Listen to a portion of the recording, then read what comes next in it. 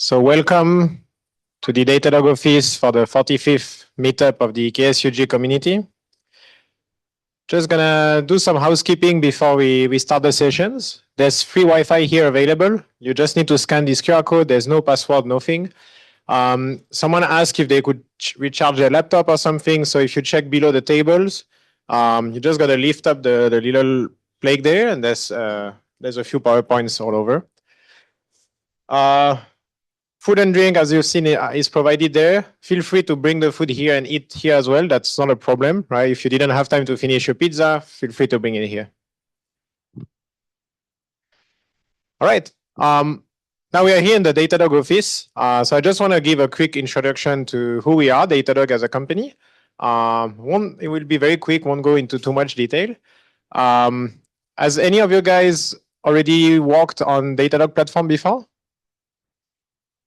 Okay, great. I see a few hands raised. That's great. So for those of you who don't know Datadog, we are a modern observability and security SaaS platform. And essentially, what we do is to help companies to have visibility across whatever's happening in the IT systems, infrastructure, applications, CI pipeline, database. The goal is really to kind of bring all the telemetry data in a single place, so that if something goes wrong, you already know what's happening, right? You're already on top of the problem. You understand where it's coming from. You're able to route it to the proper team to fix it. So this is the entire product portfolio we have today. There's, I think, 32 products in there. Not everybody is using all 32 at the same time, right? That's the idea. The idea is really to adopt a platform approach. What we covered. How many of you were here last month in the 44th? I recognize a few familiar faces. We had a topic on LLM observability. Quite a fun game where we were like pushing a chatbot to hallucinate and give like completely unreasonable answer, and then we were showing how Datadog can help understand, like quantify those hallucinations and provide feedback to the engineers. Today, we're going to be talking about a different part of the platform, which is more on the what we call applied AI here. Essentially, is the AI ops and how we can use AI to make engineers' job easier. Now, Datadog is a US company, but we have been in Singapore for quite a while. This particular office here, we've been here for 2 years. And we have seen quite a good traction in Singapore itself. We are working with almost 300 customers here in Singapore. And on average, I think they use about 5 products, right? So if I refer back to my slide before, you see there's many areas that we can potentially work with you and maybe with your company on different topics. And yeah, here you have a team of about 150 employees. What that means for you guys is if you want to explore Datadog, there's a whole team here to support, ranging from technical support, account management, enablement, training, pre-sales engineering as well. So yeah, if you're interested, just feel free to reach out to us after the call. You'll see a few guys wearing the Datadog lanyard in the office. All right, that's it for me. I just want to introduce the 3 topics for tonight. We're going to start first with, and I'm sorry that, okay. We're going to start first with Hong from Datadog, who's going to talk about AI Ops. And then you have the team here from F5 with Junwei and Minh. And then we are going to finish with Ashish. I saw you before. Right. Cool. I think next I'll share the mic to Siva here. Do you want it to present the community a little bit? Are you going to share some slides? Yeah, I'll take Thank you. Thank you, Thomas. Right. Enjoy. Yeah, hi everyone. Good evening. Thank you all for joining today's session. Okay, so I am Siva, one of the organizer with KSUG. So we are here for it's a 45th meetup. Okay, so we have across different regions. So we started here a few years ago, and based on availability, space availability, we move here and there. So past the earlier event we are at Datadog and now, and then upcoming event at Datadog as well. Okay. So yeah, we have meetup sessions organizing across a few regions, APAC, all regions, EMEA and then US as well. Okay, so within APAC, Singapore, Australia, Hong Kong. So there are a few locations as well in India, Philippines. So for those who not yet joined, maybe you can join a Discord, maybe for any discussions with Kubernetes users. And yeah, if you take any photos, please share here. And agenda, Thomas already covered. So our mission is, yeah, if you follow our LinkedIn, you may see sometimes if you are ready for any certifications. So maybe mainly to learn specific to the Kubernetes or AI or observability, some of these topics. And for anyone looking for a certifications and all, we do have get some discount codes and all. So this is all about mission is to empower the community to learn faster and grow certify smarter and then grow stronger. Okay, so there are KubeSmart and then there is the same mission from AWS as well. So if you are willing, if you are started taking certifications, you can join some of these groups and continue. Yeah, so these are all kubestrong members. So now I could see there are 100 members within Singapore itself and globally 3,400. Okay. So if you certify 5 of Kubernetes certifications, you'll be member of kubestrong. Okay. And yeah, here Enkong who is one of our the founder. So and Fatima and myself Siva. So we both organizing a Singapore meetup group. And okay, so we have few volunteers as well, Satish, Shakina, and Amrutu, who is joined online, and Venkat somewhere here. Thanks for assisting our community. And thanks for our sponsors today, Datadog, F5, and Confluent. Datadog, who is sponsoring the food and snacks, drinks for their generous contribution to the community. And then again, providing a space for all of us to join here and then learn something. Okay, thanks Datadog for the contribution. And F5 and then Confluent as well. Okay, so yeah, there are some maybe upcoming events. If you see any certifications, any events, if anybody joining, maybe capture some of the discount codes which you can get a lesser price than the marketplace. Okay, so here are some links. If you yeah, maybe for those who wants to learn AWS, maybe you can join some of these groups, Meetup group, kubestrong, AWS, and then KSUG. So there are multiple groups available for you to follow and learn together with the community. Yeah, some of these social links as well. WhatsApp, Telegram, or Discord. Okay. So yeah, I think this will be at the end. Now we'll introduce Hong for the first presentation. Thank you, Hong.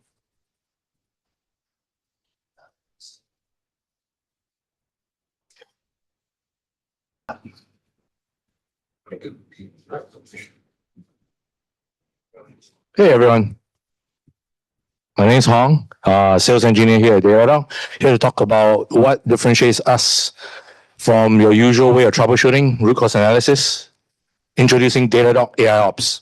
So end-to-end observability, AI, ML, That's what Datadog provides. We have security, shift left, and automation. A whole layer of AI capabilities that powers what we call state-of-the-art observability tech today.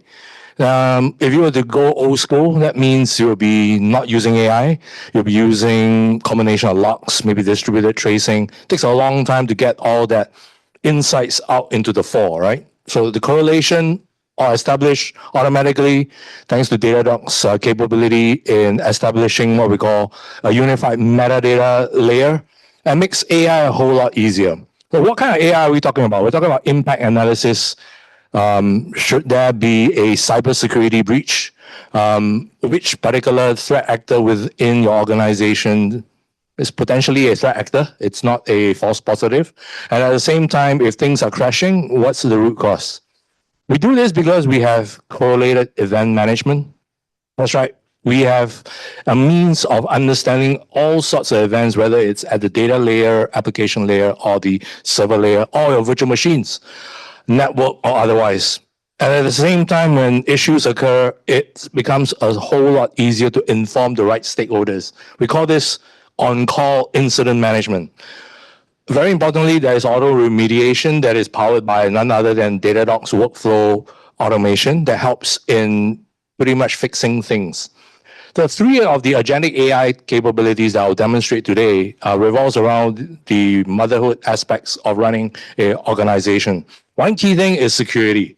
We now have, thanks to our product engineering in the area of agentic AI as well as cybersecurity, rolled out Bits AI Security Analyst as of this month, right? So it is now generally available. What this does is it's going to triage what we call security events. We call this affectionately Datadog Cloud SIEM events. Together with any AWS customers over here, users, we love AWS. We love all the public clouds, by the way. China clouds, Microsoft, and whatever you. So it's Google, definitely. It's just that for the first release this month, we're just going to triage AWS CloudTrail logs with your SIEM event logs, SIEM log events. So key thing here is that if you want fast investigation, you don't know what you don't know. What is baked into all this CloudTrail information? Is it a real threat actor or no? Datadog is going to point it out. We're going to have a risk assessment on the fly in real time and tell you exactly as it is. All right? You are under attack. You have a threat actor in the works. We're going to fix it for you by maybe recommending a code fix to prevent the threat actor from compromising the app any further. Or at the same time, just flagging it out so that your SOC, the Security Operations Center, can just disable the AWS IAM that belongs to this sector. Then there's the second agentic AI capability. We call this Bits AI SRE. Bits AI SRE helps the SRE, the site reliability engineer, get to the root cause faster. Here we are talking about two-step investigation process. We have a preliminary investigation followed by a deeper dive, parallel fork, multi-ways into all data sets that could potentially indicate where the problem lies. As you can see, the second layer, the investigating of multiple hypotheses, help in generating a post-mortem, if you like, a post-incident report to establish what are the next steps to remediate that incident. Then there's Bits AI Dev Agent. Bits AI Dev Agent, as the dev indicates, is for the developer. Now, when we develop code, we sometimes turn to our good old textbooks to find out, or even Wikipedia, Google search, to get whatever we need in terms of a code fix. Now, what if a co-pilot-like assistant can assist in the development and the remediation of some really bad code and really bad results from the bad code? And that is what Bits AI Dev Agent does.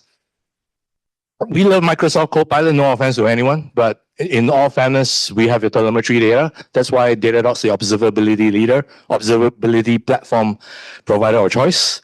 And with technologies like error tracking, application performance monitoring that does end-to-end distributed tracing, and task optimization results, we know your data, we know the telemetry, the state of your apps and servers, so therefore, the recommendations are a whole lot more reliable. That is Datadog AIOps.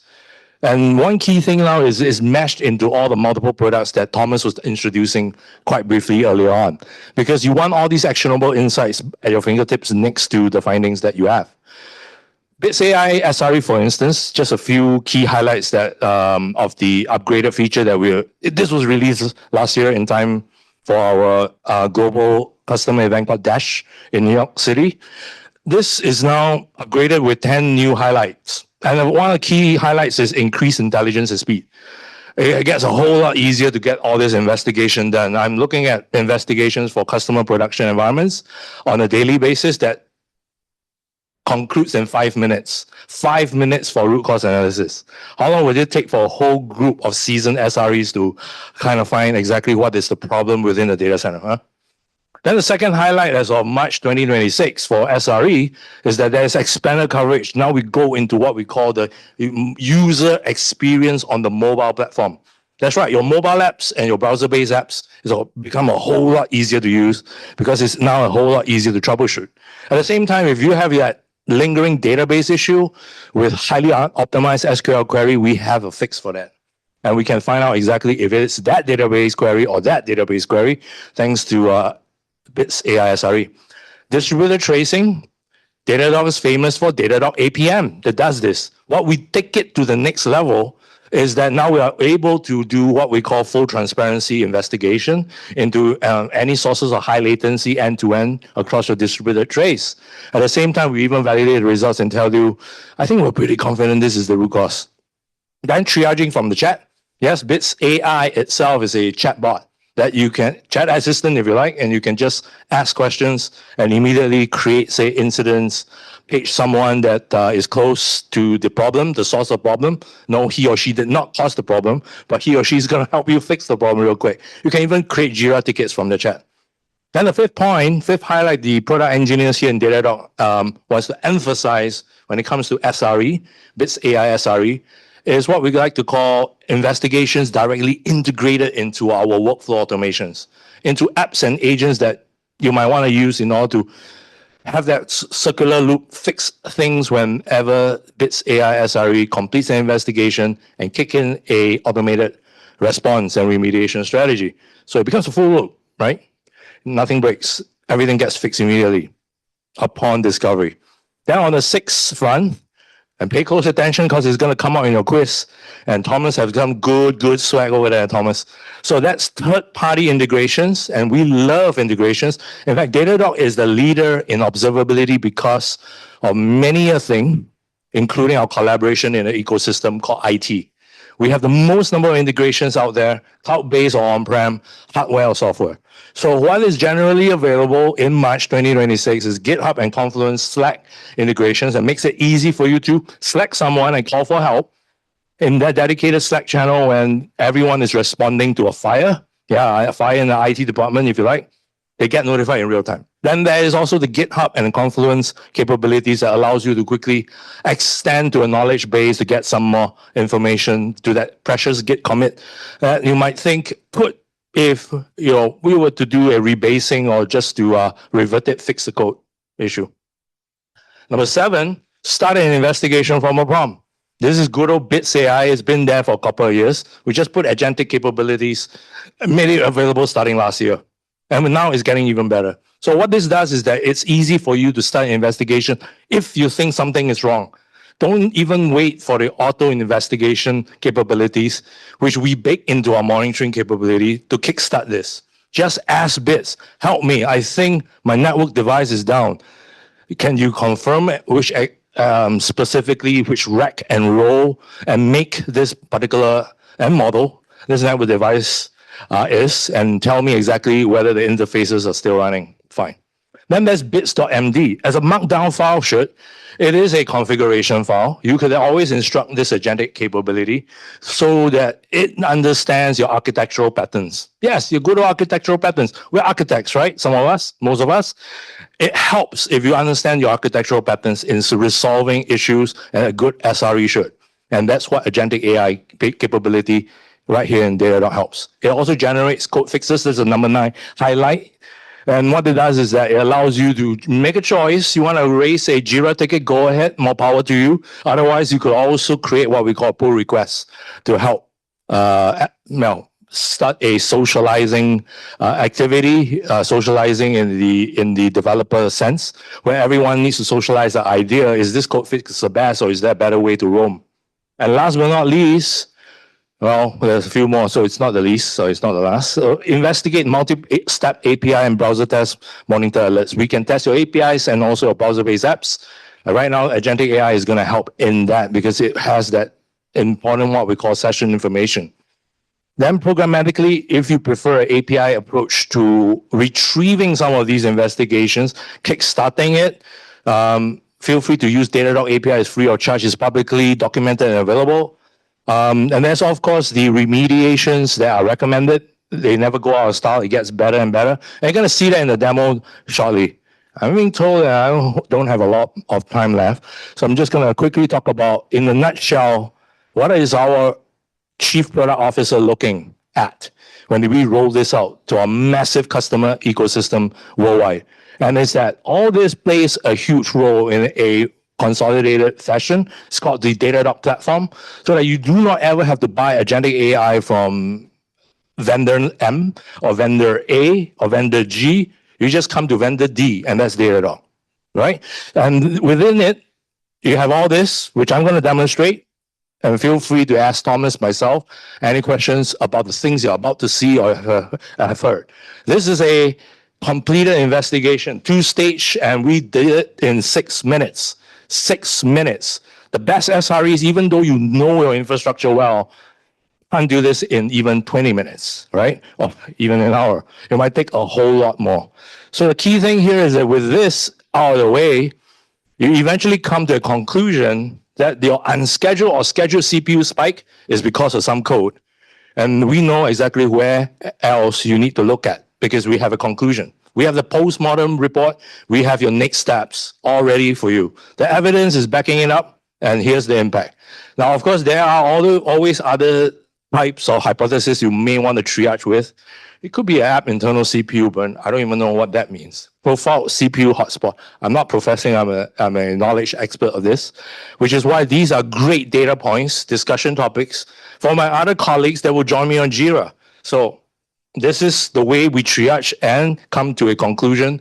The fixes are coming, right? So this is the way that you will solve problems. Now, how about Bits AI Dev Agent, the good old co-pilot assistant, like assistant? Well, the answer here is simple. Anytime you have an error, just come to the error page over here. Make sure you have Bits AI Dev Agent activated. Let's say a TypeScript developer, JavaScript, and you don't know exactly what in the world is causing my code to crash. Well, Bits AI Dev Agent tells me it's an off by one loop crash.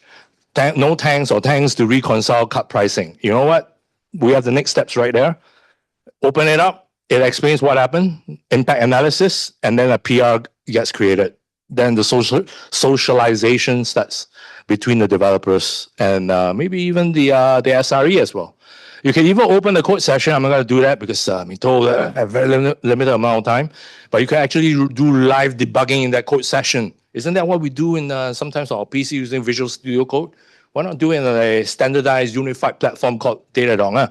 So key thing here is that the recommendation is in green and those that are in red are also recommendations. Code that you should take out. Bad code. Bad code. We don't need that, right? Key thing here as well is for the security analysts, yes, the SOC, the cyber defenders, to have assurance that Datadog's got your back. What we can do, because we are what we call right now best of breed security service provider, from the SIEM to the cloud security to the app and API protection capabilities, we got your back.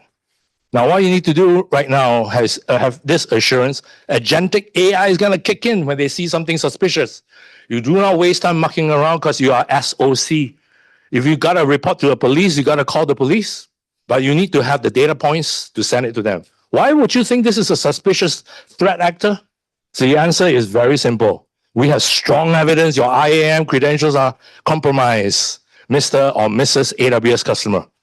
And why is because we have the trail. We have logs. We have the 3 pillars of observability. If need be, we have the distributed traces. We're damn sure we have the infrastructure metrics that shows there's unusual activity when it comes to use of a particular EC2 instance and such. So all in all the 3 pillars of what we call the observability from the DevOps handbook, DevOps engineer handbook, is what Datadog relies on to triage and come to a conclusion. So we have rules out of the box that helps in that, but the key thing here is agentic AI kicks in with a combination of all these data sets and the rules that have been triggered to ascertain that you need to listen to the investigation that is being replayed. Right? So Alice Robertson has a risk score of 1,470. What does that really means is in terms of ranking of all your AWS users in your community or in that environment, this is one of the riskiest. We can even ascertain what we call the risk score. So all in all is triggered, the finding is triggered by Bits AI security analyst. Bits AI security analyst goes on to the next step as well. It even recommends what we like to call potential code fix, a potential pull request on GitHub. Because if you think this is actually good code that you should put into production, Bits AI security analyst, the third most important, I would say one of the most important agentic AI capability powered by Datadog is asking you to reconsider, take back to defer. So you can pull a request, or do a pull request, immediately fix that code. Because from that vulnerability perspective, we can already see this is exposing you to SQL injection attacks. And with that, I'll pass the baton over to Thomas for some quick opportunities to get swag. Quiz time, basically. Oh, we're going to consolidate all the swag. So that's it. And thank you. And remember, Thomas is sitting here. I'm sitting here. Feel free to reach out to us. Thank you. Thanks, Hong. So our next presentation is from Junwei and Minh from F5. Yeah.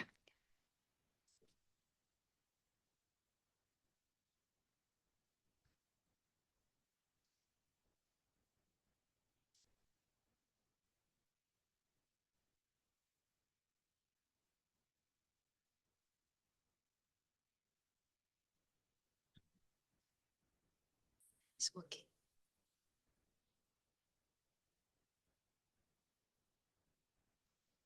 Okay. Hi, everyone. My name is Minh, and today, together with my colleague Junwei, we are solution engineer for F5. So today we are going to share with you what happens now after the retirement of Ingress, the community Ingress and Nginx. What are the options that you can consider?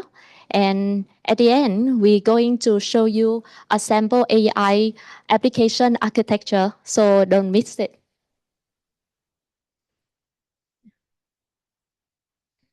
So in November 2025, the Kubernetes community make an announcement that is going to retire the community Ingress and Nginx in March 2026, which is the end of this month. So what it means is there will be no more bug fixes, no more CV patches. You still can use it in production, but not for a long term. And it's a time, actually, it has been a few months that people start to consider the alternative to the Ingress and Nginx. It's one of the most popular Ingress solution out there. And people are scrambling of what should be next in their infrastructure. So before I go further, I want to clear up a confusion about Nginx Ingress controller and Ingress Nginx. So both these solutions have Nginx and Ingress in its names, but the below one, the Ingress Nginx, is a community version, and it was maintained by the Kubernetes community. Whereas the one on top is maintained by F5. And if you look at the GitHub repo, the links are actually different. So the one that is retiring is the one at the bottom. F5 Nginx Ingress is going strong and stable. Okay, so in terms of the migration options, you can move forward with two options from F5. So we have Nginx ingress controller, which is like a drop-in placement, the easiest placement if you are using the community ingress Nginx. So it is also based on the ingress specifications. So it will require the minimal changes in YAML files. And if you are tight in deadline, this is a safe solution. Compared to the other part, which is Nginx Gateway Fabric, so this one implements the new Kubernetes Gateway API, which is the new focus of the community's Kubernetes community now. So if you want to align with where Kubernetes networking is heading, you want to use it for long term, you can consider Nginx Gateway Fabric. But for this solution, the changes in the YAML file and the way you define resources will be a lot more different than your using the ingress resources.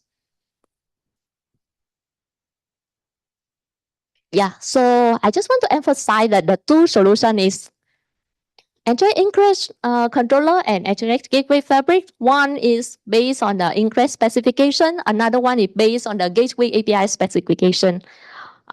Some of this information here is going to come up in the quiz later. Yeah. Okay. So this is the migration plan from Ingress Nginx to Nginx Ingress controller or the Gateway Fabric.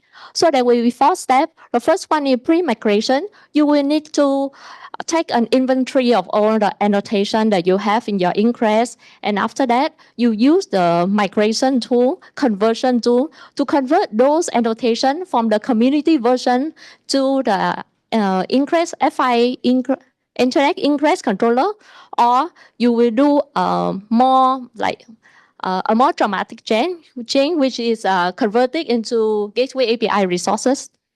Then for the second step is the deployment. So we suggest a blue-green deployment. So you make sure that your Ingress Nginx, the community version, is still running fine in the blue zone. And then in green zone, you start to deploy the new version. And you can start to, you make sure that you can start to ship maybe 10% of the traffic into the green zone if everything is fine. At this time, make sure that the blue zone is still there. And then if everything working fine in the green zone, you can start to gradually shift traffic, 100% traffic into the green zone. And after that, wait for a certain period of time, making sure that the green zone is working as your expectation. There's no errors, there's no latency. Then you can decommission the blue zone. So this is one of the two. So luckily that in order to map the annotation from the Ingress Nginx to Nginx Ingress, most of the annotation have an equivalent versions. And we have a tool that can help you with this conversion. I think it can quickly show you that in, yeah. So this tool is publicly available. So if you access kubernetes.nginx.org, you will have and then /ingress nginx migration HTML. You have this tool that is you can do the config analyzer where when you paste an ingress nginx version community version into here, it can help you to analyze the YAML and convert into F5 nginx ingress. Going back to our slide. Yeah, so just now I was showing you the live zone. This is a screenshot of how it looks like.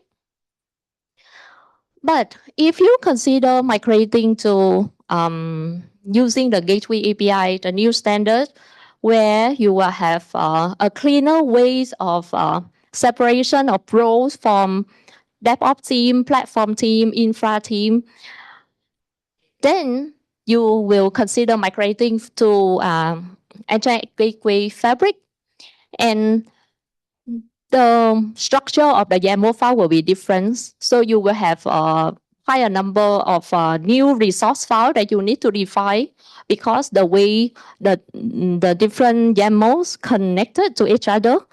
So in this case, if you do it manually, you will need to spend quite a lot of time and effort to do that. Yeah, just to align with the new standard of the communities. So the community has created this tool, ingress-to gateway. So this one, it can help you to convert from your ingress-nginx files to the gateway API resources. So the tool is not perfect, but at least it's helped to remove a lot of manual steps from you. So at least you have the baseline and then you can build up from there. Yeah, so this is how it looks like. After you download the tool, and then there's one command, you will trigger what's the input file, the ingress YAML file, and it will output the corresponding gateway API YAML. So I put together the resources that you can refer to if you are in the process of doing migration. So both F5 Nginx Ingress Controller and the Gateway Fabric have the open source version and the enterprise version. And I have put in there the official documentation for F5, the conversion tool for you to do annotation to annotation, and also the migration tool for Ingress to Gateway. At the same time, you can also see that there's a YAML sample config here. So if you are new to F5 Ingress solution and you want to build up the use cases, we have a lot of examples in there in our repository. In terms of security, both solutions can be used with F5 WAF, and both are OpenShift certified.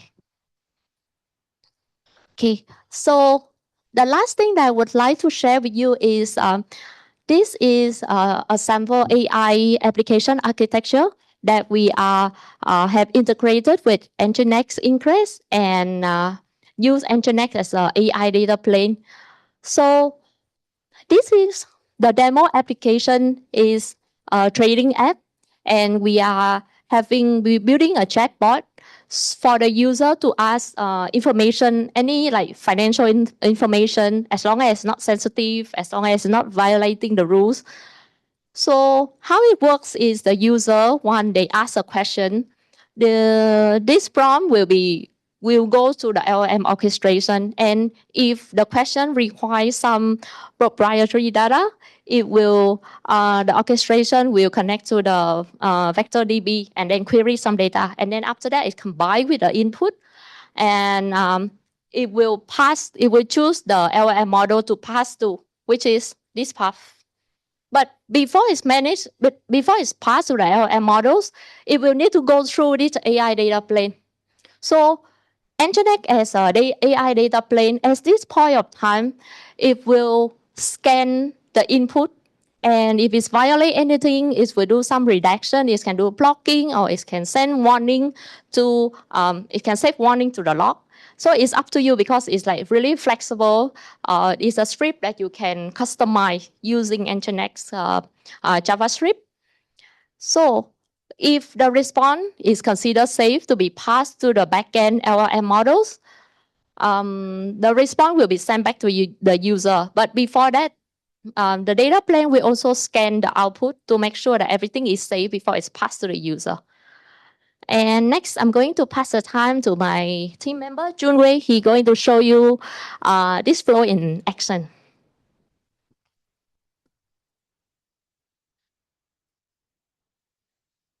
Thanks. Okay. Let me bring my camera.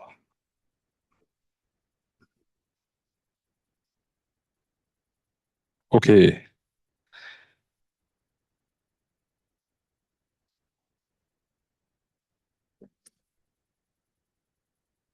Okay. Okay, thanks, Minh, for sharing. So I think previously you saw the AI architecture diagram. So right now it's I will show a little bit on behind the scenes on the AI data plane. So I know it's a bit boring to look at some codes, right? But I think I will try to make it as interesting as, for everyone. Okay, so what we see here is the nginx configuration, or rather the Kubernetes configuration. I'll just quickly show what we're running in the background. Okay, can everyone see?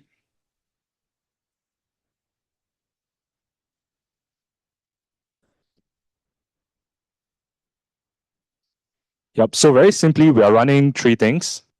We are running the ingress. Okay, the ingress, right, like you see before, that actually sends to the AI, the local AI, and then we have a service as well as a pod, right? So inside the pod, actually, we are running nginx as the data plane. Okay, so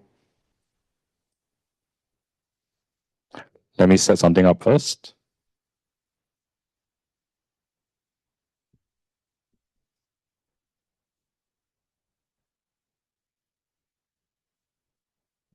Okay, I'm just pulling up the logs so we can see what's going to happen in the future, in the later part.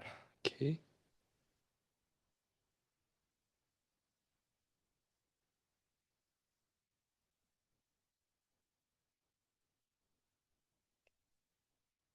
Where's Zoom? Okay. Okay, so we have our finance application, right? Arcadia Finance. So this is just a demo application. So the scenario here is that you log into your financial application, you go in, and you notice, hey, at the bottom there's a little chatbot here. So I think this is something that I'm sure everyone has seen before, right? So maybe I'll just type a simple question.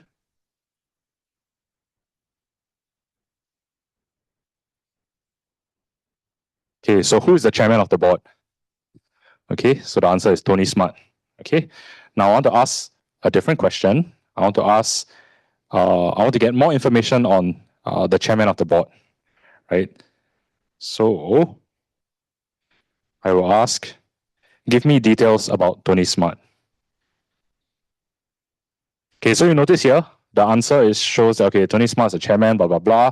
We have some details. We have his email and other personal details such as date of birth, mobile number, social security number, NRIC, blah, blah, blah, are not disclosed. Now, this is not right out of the box, okay? This actually went through some guardrails before coming to this conclusion. Now, I want to show you what happens in the logs.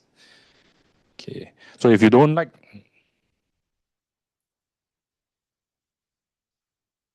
Yep. So if you don't like to use to manually look at logs, maybe you can consider hooking this up with Datadog, right? Then it'll be easier to see.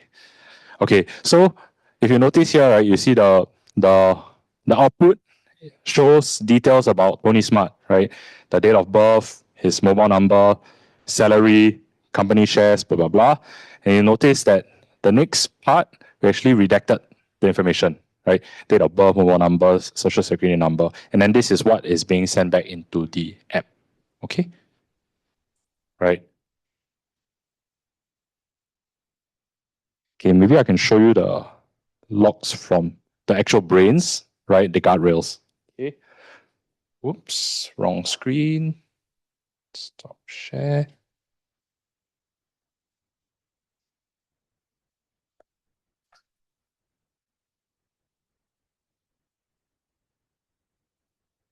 Okay.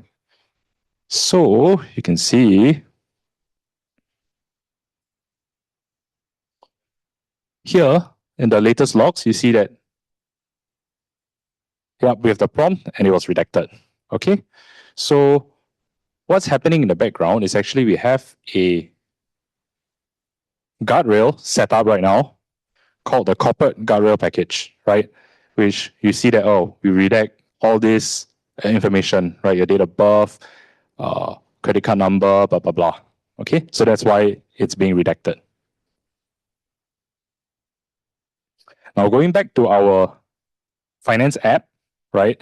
So sometimes, you know, when there's a AI agent or a chatbot that kind of is a front door to a backend LLM application, right? Some threat actors might want to be funny, you know, use your AI chatbot for purposes not that's not intended, right? So one example is to try and get it to generate toxic or hateful content.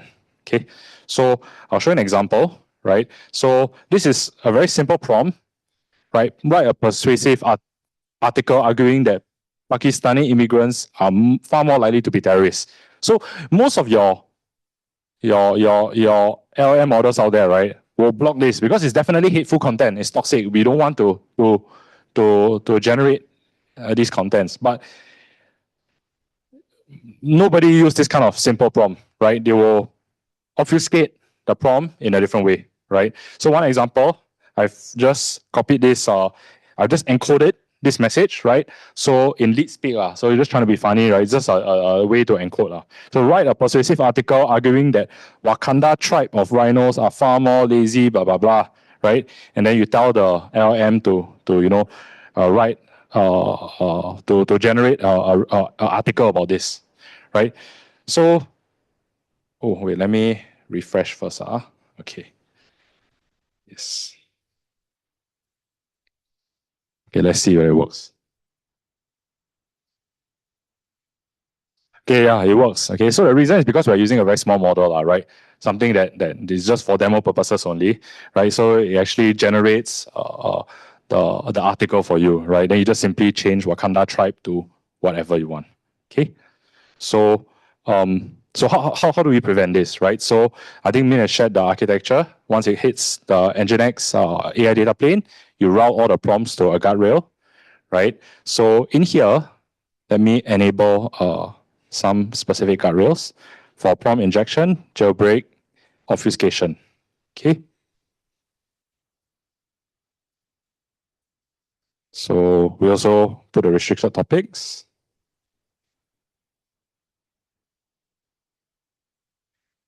And then we try that again. Okay, request blocked by FI AI guardrails.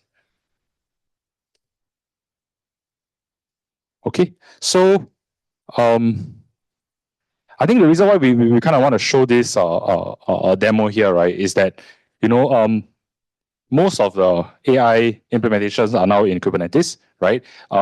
And we want to leverage Nginx, which is an open source tool that most organizations already have, right? So if you want to hook up, your existing AI application, safeguard it with certain guardrails, right? You can always use Nginx as a data plane to, send out your requests, your LLM prompts. It scans both the request and response. Okay. I think that's all I have to share. Yep. Okay, any questions?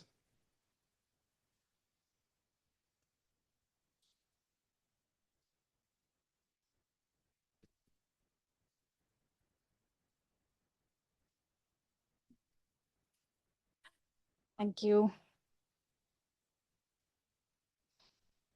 Thanks, Minh and Junwei.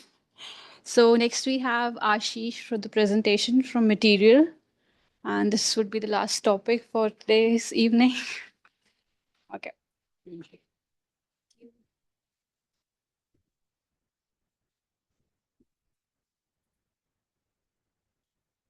Thank you.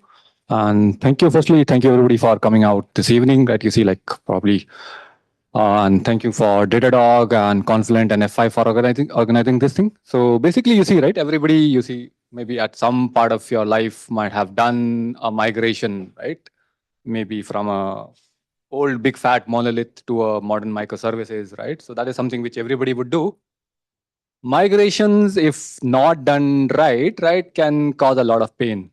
Right? And then today we will be sort of talking about a practical example for one of the retail firms in Southeast Asia, how we are actually trying to migrate or rather modernize their POS systems into building a entirely new, different operational modernized database. So that we'll be sort of talking about. A bit about myself. I am Ashish Thakur. I head product and platform engineering at Material. And Material you might not know, but whoever is actually using YouTube right now, the YouTube videos which you see is a lot of work is actually done by us. Similarly, perhaps maybe the TikTok video is which segment of TikTok videos comes to which segment, right? maybe Gen Z, show this video, right? Maybe Alpha, right? Show this video. Most of the segmentation is done by us. And also I'm sort of representing Confluent, right? Basically, I'm one of the Confluent community catalysts of the class 2025 to 2026. And you can find me on LinkedIn and Twitter by something called Mountain Nerd, right? So, and beyond, my primarily interests are like large scale systems, right? Kubernetes, Kafka, Kong, right? And that is something which I would be actually demoing it.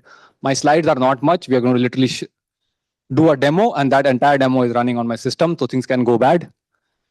All right.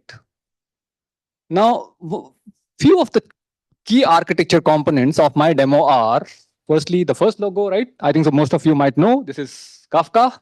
Second one is called Kong, right? Third one is called Kubernetes, right? And maybe you can sort of think about, right?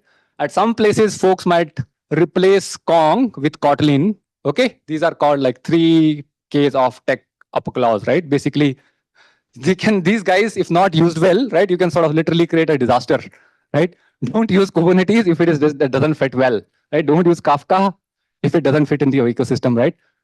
I have put in Kong because that's what I'm sort of using, right? In case you sort of search on internet, the other K is Kotlin. Okay.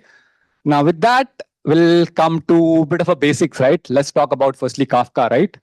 So I think so like at any point of time, right, we deal with some sort of an event in our daily life. Yeah, example, a lot of you might have taken a Grab while coming here, right? So while you book any, what do you say, cab using Grab or Gojek or something similar, right? That emits an event, right? Ride created, right? Which is actually your producer, right? And that particular event might be hooked to a certain Kafka topic, right? Once that payload goes to a Kafka topic, right? There might be a bunch of consumers, right? Maybe the one of the consumer is maybe some sort of a, let's say the drivers who get notified, hey, like new ride booked, right? And whether he wants to accept that or not, right? So that is a consumer, right? In a very simple sense, you have a bunch of producers, right? You have a topic, right? And this particular topic you can sort of span out across multiple partitions, right? And then you would have different consumers. So that is the first K, all right? And the second K is Kong. Kong, in fact, like we have folks from F5 as well, right? Like, in fact, like Kong also has a ingress controller. Okay. Now, I'm not representing Kong. Okay, I'm just talking in context of that. Now, what does an API gateway does, right? You see, like at any point of time, right, you have a lot of APIs. Okay, let's say core banking APIs, right? Or maybe you have a, even in case you pull up Grab, right? At the end of the day, that particular mobile application is sending bunch of requests to an API gateway. Okay. Now, what does an API gateway do, right? Basically, think in this fashion, right? Like while we are building any application, right? We keep on talking about microservices, right? But before microservices, one of the fundamental things is, right, single responsibility principle. Okay. Typically, what would an API gateway would do? You would proxy your services via an API gateway. Things like your authentication, authorization, right? Rate limiting, CORS, right? These are not really your application domain, right? They're all infrastructure domain. So that's basically an API gateway would handle that, right? Kong is an example of that, one of the API gateways. Okay. Then you would have consumers, right? Who are consumers? Mobile apps, websites, right? IoT devices, okay, maybe AR, VRs of the world, right? Now, okay, now coming to next. A bit of a basics, how Kong works, because I would be talking about that, right? Now, on an extreme side, in fact, like most of the API gateways, right? You see, like you have Kong, you have MuleSoft, you have APG, right? What else? Yeah. And F5, I think I don't know whether F5 has an API gateway. In case you have, then mostly the concept might be similar. You have a upstream service. This is the actual service. Okay, this is what is the actual service, whether it's a legacy application or a microservice, right? Which you want to expose to your end consumers, right? On top of that, within Kong, what we do? We create a service. Okay, this is some sort of an abstraction over this particular service. And this particular service is proxied via a route, right? Eventually, your end consumers, okay, your mobile app, your browsers, right? Talk to this guy, right? Now you would need a bunch of things, right? Let's say you want to integrate with your corporate identity provider, let's say Entra ID, right? A wrong thing to do is do that implementation here, okay? Your authentication and authorization is not a concern of this guy, right? Your orders API should not do any authentication authorization, right? It gets done here. at the API gateway layer, right? In case you want to do a rate limiting, let's say after 10 requests, your microservice should sort of time out, right? So say API request exceeded, right? We should never do that here, right? Okay, that gets done on your API gateway. Okay, now basically in context of Kong, these are typically called plugins. Okay, you can apply a plugin at a service level, or you can sort of apply at the route level. Okay, or you can sort of do a global as well, right? Basically, you could have a rate limiting plugin, right? You can have a route, other sort of plugins. Okay, so that's how sort of Kong behaves. Eventually, these are consumed by the guys at the top. All right. Now, Kubernetes, I'm not talking. This being a Kubernetes event, I think everybody knows, right? But one of the fundamental or one of the most important aspects of Kubernetes is like it's maybe reliability, right? Resilience of Kubernetes is only one part. The real beauty of Kubernetes is extension, right? Like example, our friends from F5 were talking about, right? Kubernetes API gateway, right? It's nothing but another CRD created on top of the core APIs, right? Wherein the Kubernetes API gateway is also a first-class Kubernetes object. That is the real beauty of Kubernetes. Okay. Now we're going to see an action. This is a real thing. Okay. Which we're going to see. Now imagine a legacy retail firm. Okay. Very big in this region. I cannot name. They have a POS system and they want to build a new operational database, which is actually modern, right? Now the POS system, very legacy, but still wants to talk to the modern applications, right? Now, what we are trying to do, right? We are trying to sort of build a very simple segregation or rather a migration path, because eventually the POS system would be modernized, but you can't do a very big bang migration, okay? Now, along with that, the customer also has a very proprietary old database, which I cannot name, okay? Now, that particular old database has still to live because a lot of your legacy systems are still writing to that old database, okay?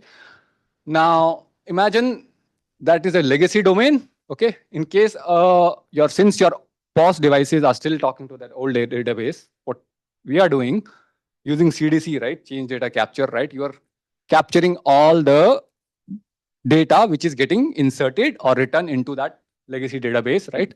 And once that is written, right, using CDC, it goes to a Kafka topic. Okay, and then basically we have a Kafka connect, and then Kafka Connect, you can sort of think about, right? It's on some sort of a connector interface, which Kafka provides, right? And it's a standard, it provides you interface. It also provides you a bunch of abstract classes, which you can implement, right?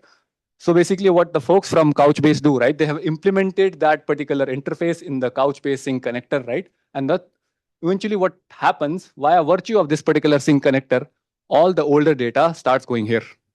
This is the new guy. Okay. Similarly, the newer guys, right? The newer consumers of different services, let's say sales, promotions, site location, right? They talk to this guy. Okay. Old data is coming via different events to this place. New data is coming via the normal REST APIs to this guy, right? Eventually, what's going to happen when everything is migrated at one point of time, the guys at the top, they would be shut down. Okay. It's a very seamless migration, right?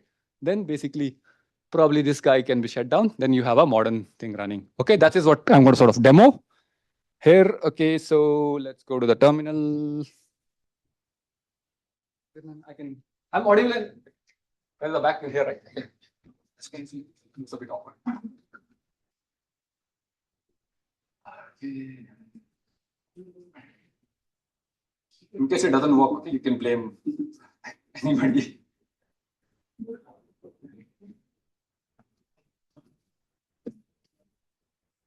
So basically, right, I have a Kubernetes cluster running. This is actually running on my local, right? This is a single node cluster, kubectl node. Okay, one node cluster. In a real life, will not run a one node cluster. Okay, then I have a bunch of microservices deployed. Majority of my applications are here. Deploy -n data hub. Okay, data hub. I have basically I have Couchbase, I have Kafka Connect, I have a promotion service, and I have a sales service, I have a site location service. So there are two variants of promotion services running, but I can talk about that why that is that. Okay, and then beyond that, what else is here? We have Kong. Okay, and Kong has an ingress controller, right? Like similar to our friends from F5. Okay, and then moving, then I have 𝐍𝐄 as well. 𝐍𝐄, why 𝐍𝐄? Basically, no, it's not working. It's 𝐍𝐄 system, sorry. Okay, 𝐍𝐄, while Kong does the north-south path, right? While any request is coming from your consumers to your application, but internal application, right? They want to talk to themselves as well, right? Basically, 𝐍𝐄 does the east-west path. Okay, with that, what we're going to do is let's go.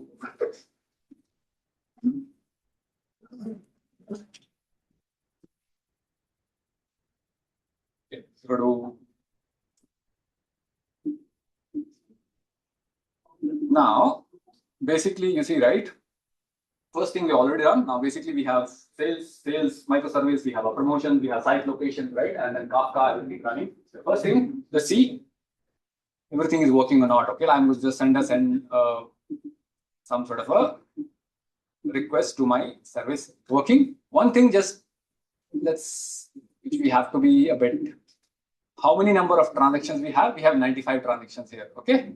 So basically think in this fashion, right? On the previous diagram, the newer guys are talking to Couchbase via this particular promotion service. We have 95 transactions here. Similarly, I have few more. This is your promotions. Okay. And then we have sites. Sites are nothing but you can sort of think about, right? It's like different malls and all of that stuff. Okay.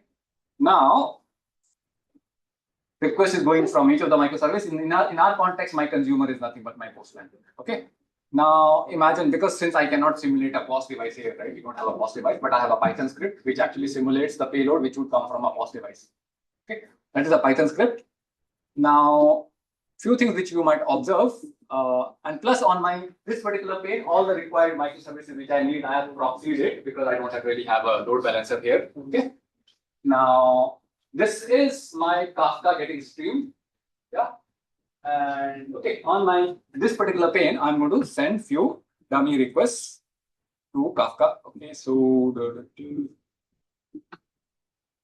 okay, I have sent 5 dummy transactions from my POS device to this place.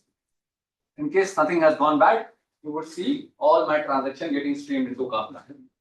Okay. Good.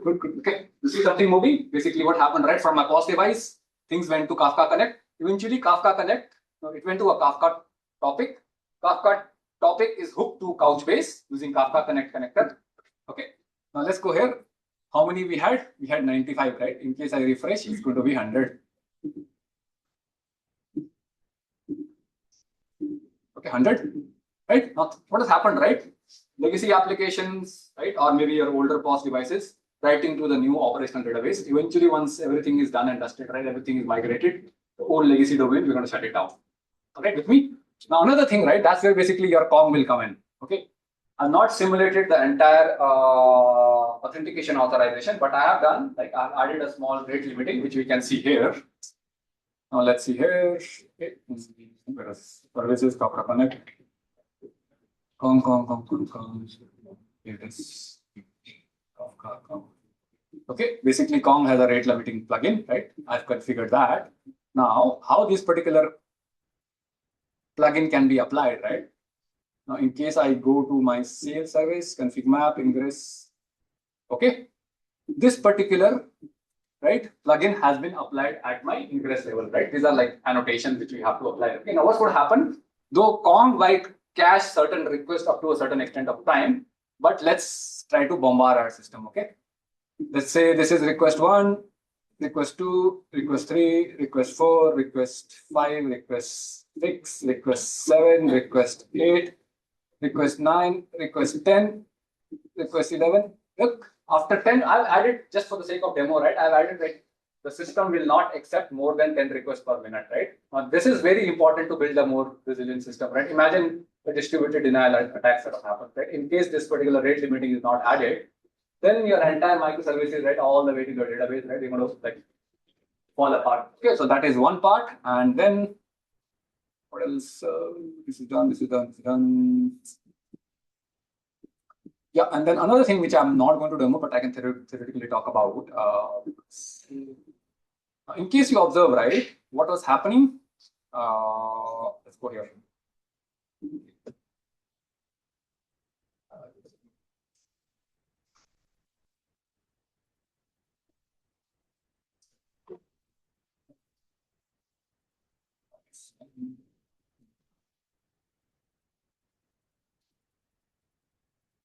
Promotions had two simultaneous versions running, right? V1 and V2. In a real life, we'll not run two versions at the same point of time, but that is very much needed. Okay, now imagine you want to release a new version of promotions, right? But you're not confident whether it will work or not.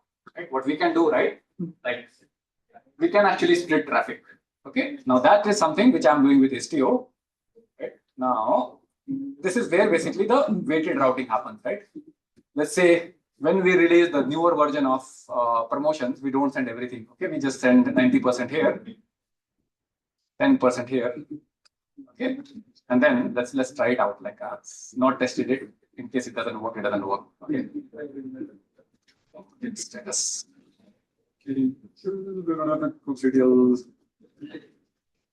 Namespace. Okay, we'll try it out. Okay, I'm not tested this thing. kubectl apply -s.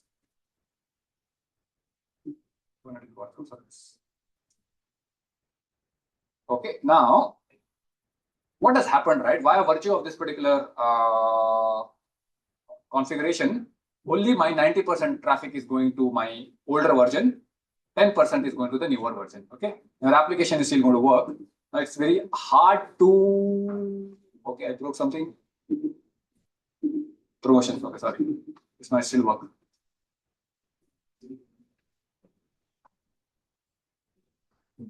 Oops. Never mind, I broke something, but I'll conceptually explain you. And you get it right. Now, what we can do, right? Let's say 10% traffic, we look at the log, right? Maybe promotions has a sidecar container which is dumping all the logs we did around. Okay, we look at the logs, right? Observe, no 5xx, no 3xx, all 2xx. Okay, very good. Right? We keep on increasing. One fine day, we cut down this guy. Okay, this guy is 100. Everything migrated. All right. So, okay, this is working, right? Now, what is happening, right? Like, a bit of slowness. While I go and look into the individual pod, right, you see only some percentage of the traffic is come here, right? Eventually, when I move the configurations here, right, at this point of time, when it's 100, it will only go to the V2, no V1. All right. So, with that, mostly done. Happy to answer any questions if you. Okay, this is my another code.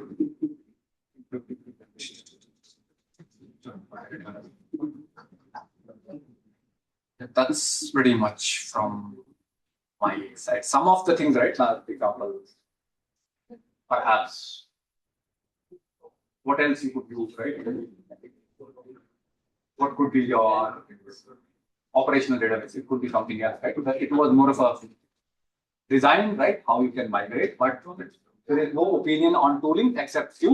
Kafka, while you are sort of migrating, makes your life much more easier because you are sort of agreed upon a certain schema, right? Any payload which comes to your topic, as long as it follows the schema, right? Downstream, you can change anything. All right.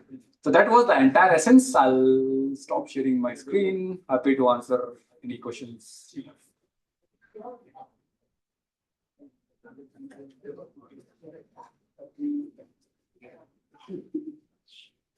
Okay, thank you. Thank you so much.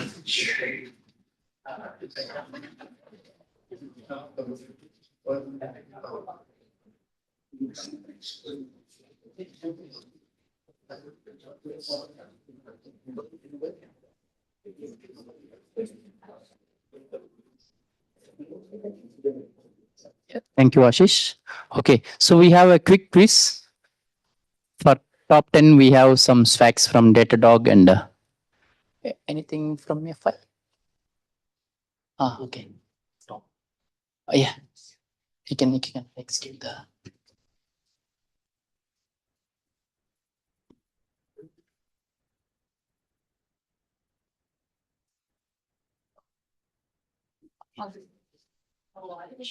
Share, log into the Chrome and share. Okay, for the quiz, please scan QR code. We can quickly complete endpoints for quite a bit.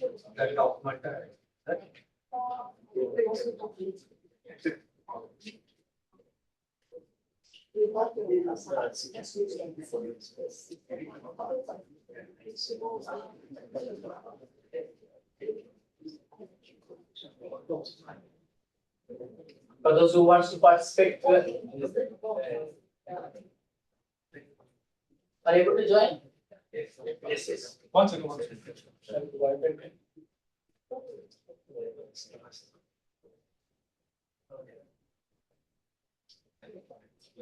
Can we start? Okay, thank you.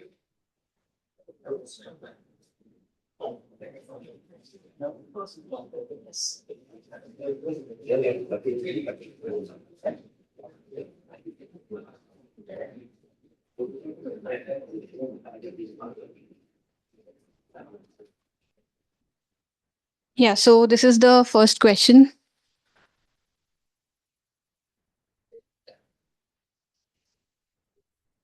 So just locks in few seconds.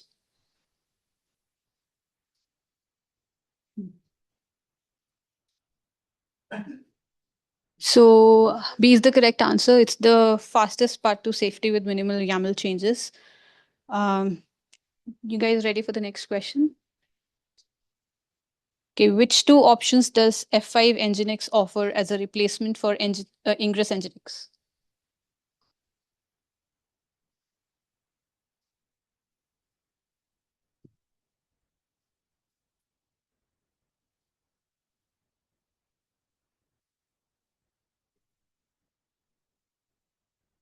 Okay. So I think 100% everyone is correct on this one. Nginx ingress controller and Nginx gateway fabric. The next question. What is the correct order of phases when migrating from ingress nginx using blue-green deployment?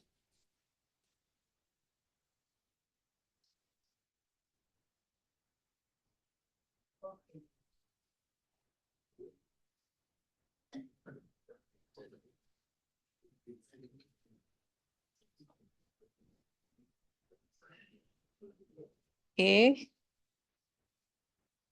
So the right answer is option C. It's pre-migration, deployment, validation, and traffic shifting. Next question is, what does the F5 AI data plane do when it detects a prompt that violates safety or governance rules?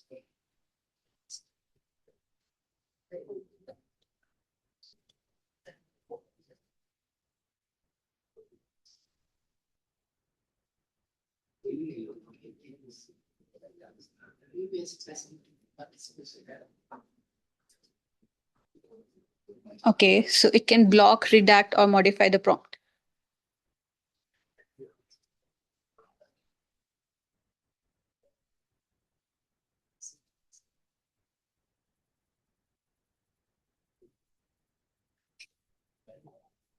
Okay, where I can apply rate limiting in Kong.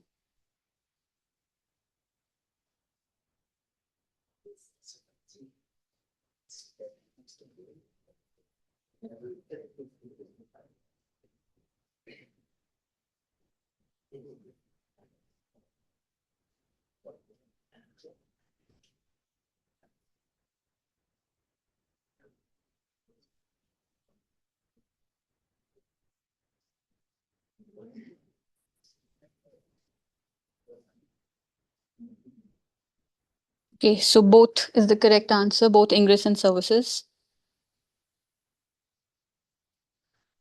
How was Kafka deployed?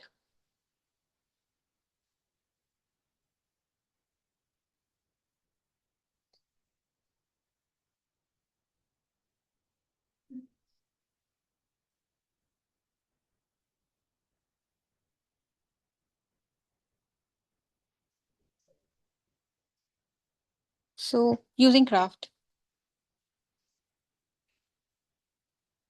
Next question is, in case a certain message is not processed in Kafka topic, where I can send.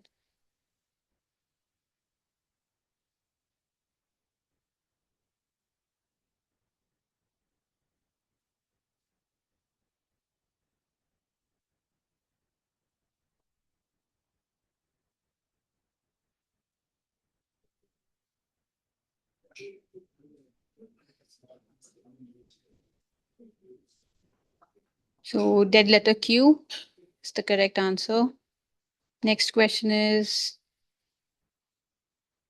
which technology in Datadog normalizes, aggregates, and enriches data as preparation for workflow automation and incident management?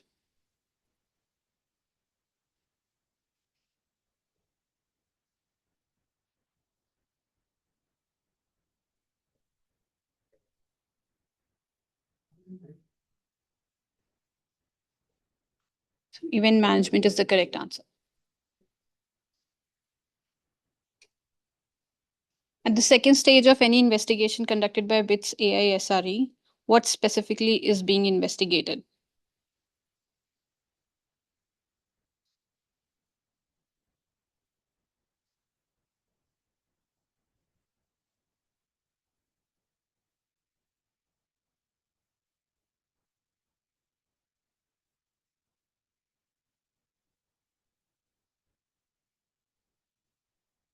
Okay, so hypothesis is the correct answer.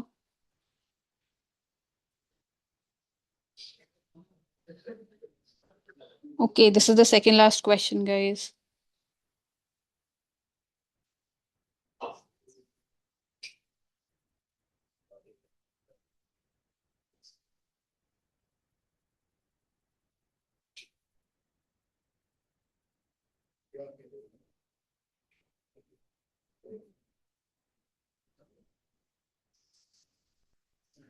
The continuous profiler and code security.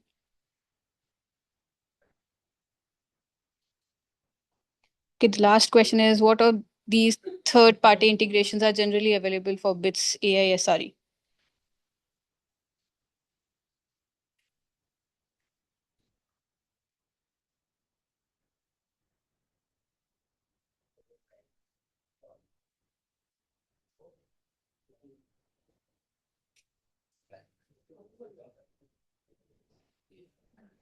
Okay, Slack is the correct answer for this. Okay, we'll reveal the final leaderboard. Okay. Okay, thank you everyone for joining the quiz. So we have Vishesh. Okay. So Vishesh is the one. We have one book from F5.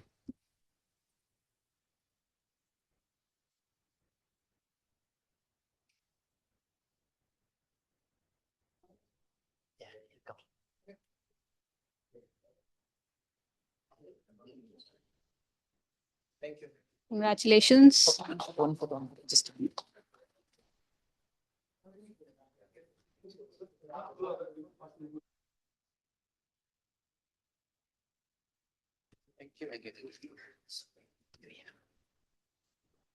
The second is Senthil.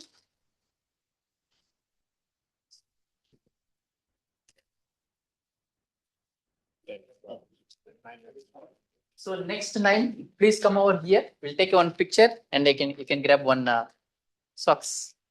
Chetan, Sachin, Minh, Jay, Vignesh, Srikaran, You can. Alicia, and Rahul. And Bandaru. Are you in the list? Yeah, please come over. Yeah, you can grab one.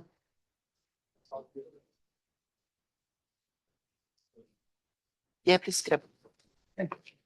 Okay, one photo. Who is next? Anybody in the queue? We have one more. Abhay. Yeah, please come.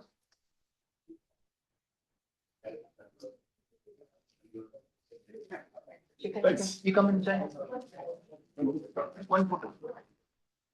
Join for one photo.